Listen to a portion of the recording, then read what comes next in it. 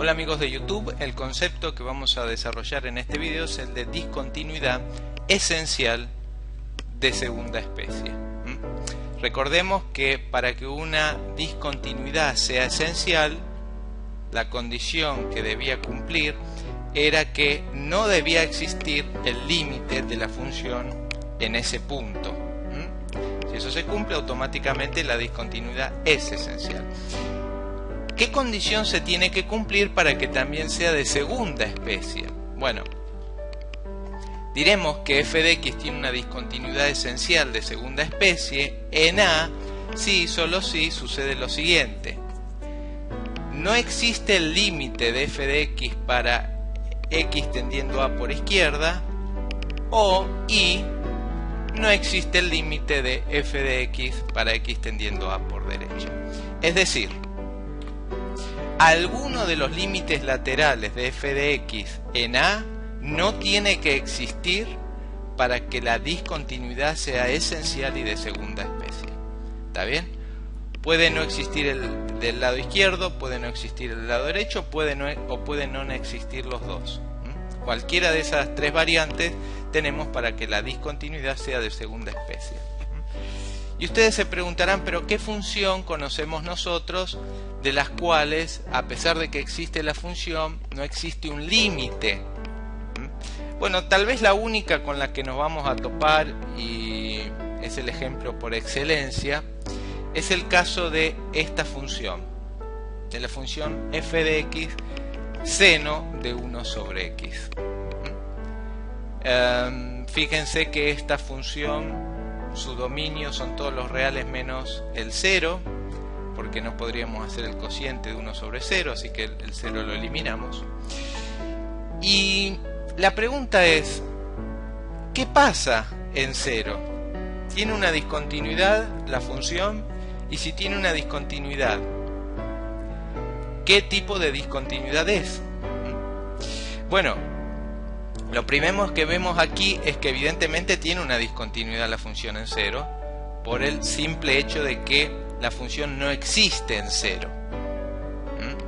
El 0 no forma parte del dominio, como acabamos de decir.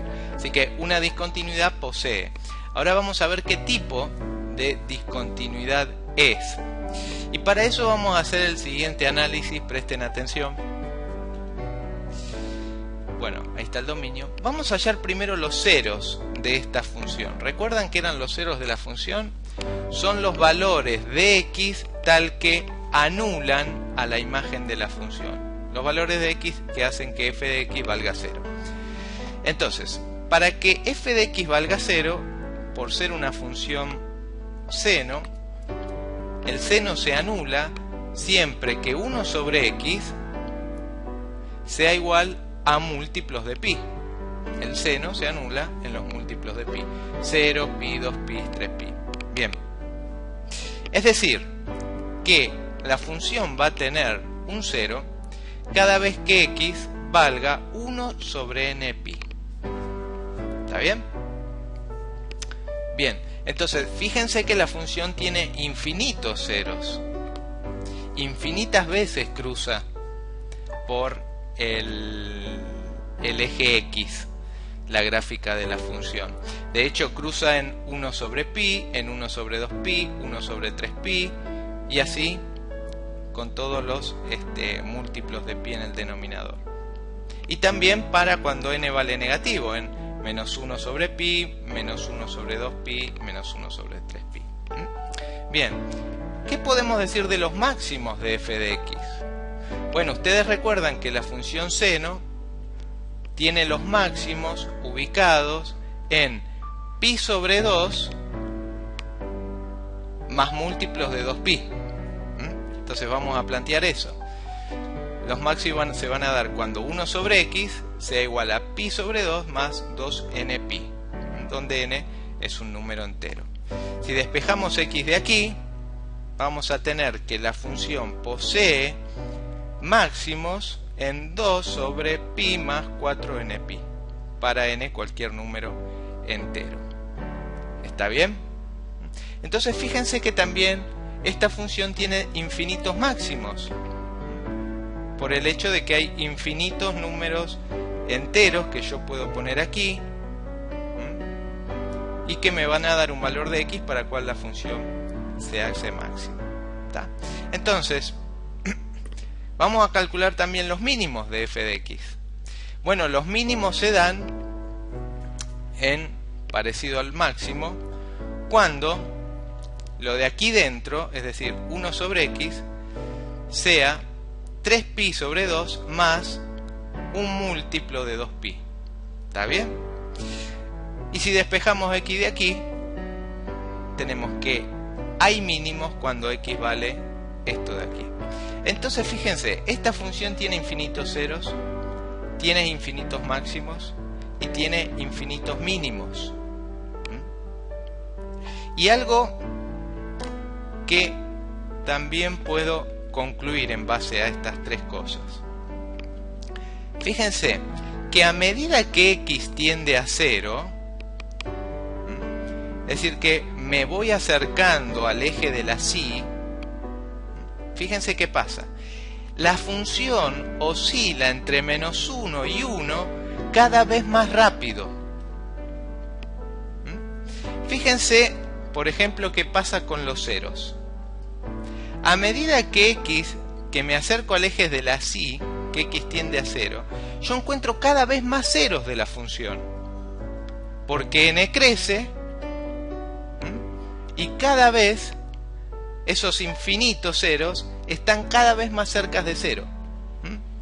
Es decir, que se van acumulando cada vez más ceros cerca del eje de la y. Lo mismo sucede con los máximos. Fíjense que a medida que x tiende a 0, que tengo cada vez más máximos.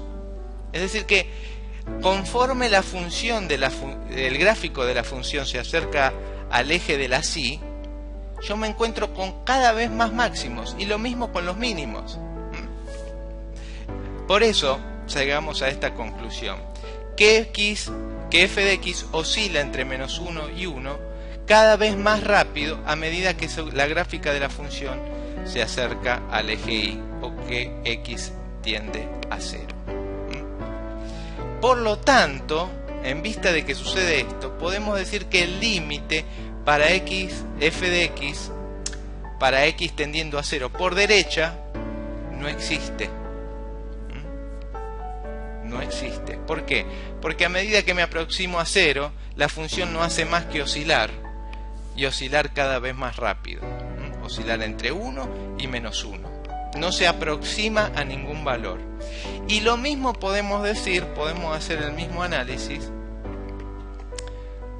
para el límite de f de x, pero para x tendiendo a 0 negativo.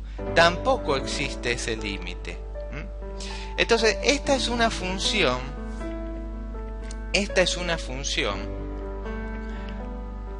que cumple con estas dos condiciones. No existe ninguno de los límites laterales para x tendiendo a 0. Por lo tanto, esta función en 0 tiene una discontinuidad esencial de segunda especie. ¿Por qué? Porque no existe ninguno de los límites laterales como aquí hemos visto. Vamos a ver una gráfica de esta función. Es una gráfica media loca para dibujar. De hecho, a menos que uno no tenga una computadora, no la puede dibujar. Esta es una gráfica que representa los valores de la función desde c para x0 hasta 2. Fíjense, aquí tenemos el primer 0, el segundo 0, el tercer 0, el cuarto, y a medida que nos acercamos a 0 pasa lo que decíamos, ¿no? Lo mismo con los máximos de la función. Aquí tenemos el primer máximo, aquí el segundo, el tercero, el cuarto, y aquí se van juntando cada vez más los infinitos máximos. Y lo mismo con los mínimos. ¿Qué pasa si le hacemos zoom a esta parte de la función? Vamos a hacer un zoom desde 0 a 0,6. Vamos a ampliar esta parte. ¿Qué veríamos? Veríamos esto. Fíjense que aquí puedo ver más ceros de la función en esta ampliación. Y puedo ver más máximos. Y puedo ver más mínimos. Vamos a hacer otra ampliación. Vamos a ampliar desde 0 a 0,1 en x. ¿Qué es lo que vemos?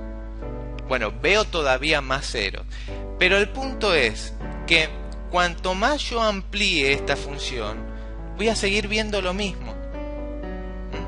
Voy a ver que me va a quedar un sector sin ampliar donde se acumulan infinitos ceros, infinitos máximos e infinitos mínimos de la función. Es decir, que a medida que tiendo a 0, en este caso por derecha, a medida que tiendo a 0, la función no para de oscilar y no se aproxima a ningún valor. Por eso la discontinuidad era esencial y de segunda especie. Vamos a ver otro ejemplo. Tenemos la función raíz cuadrada de x.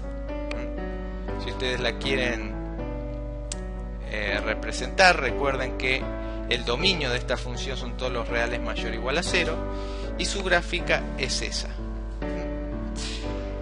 ¿Qué pasa en 0? Bueno, antes habíamos dicho que esta función en 0 es continua, pero aplicando el concepto de continuidad lateral. Es continua lateralmente en 0, ¿por qué? Porque existe la función en 0 y el límite lateral por derecha coincide con el valor de esa función. Pero ¿qué podemos decir acerca de la continuidad en el sentido amplio que estamos hablando?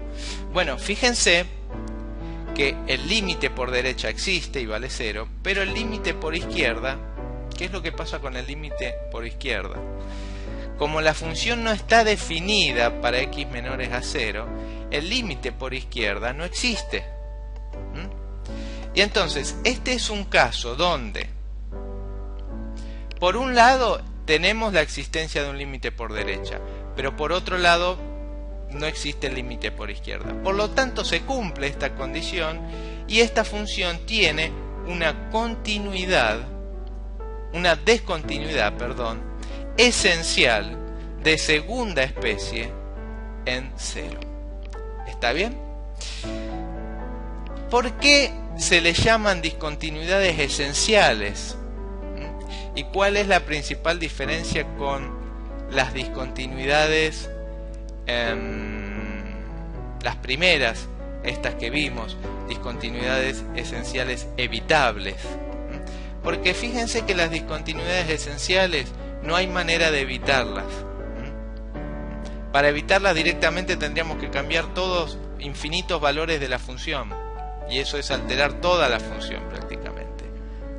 A diferencia de las discontinuidades evitables, estas discontinuidades no se pueden evitar cambiando un valor de la función. Por eso se llaman esenciales. Muy bien, espero que les hayan gustado estas series de videos acerca de discontinuidades esenciales, y a partir del próximo video vamos a ver algunos ejercicios para aplicar todos los conceptos relacionados con discontinuidades. Chao.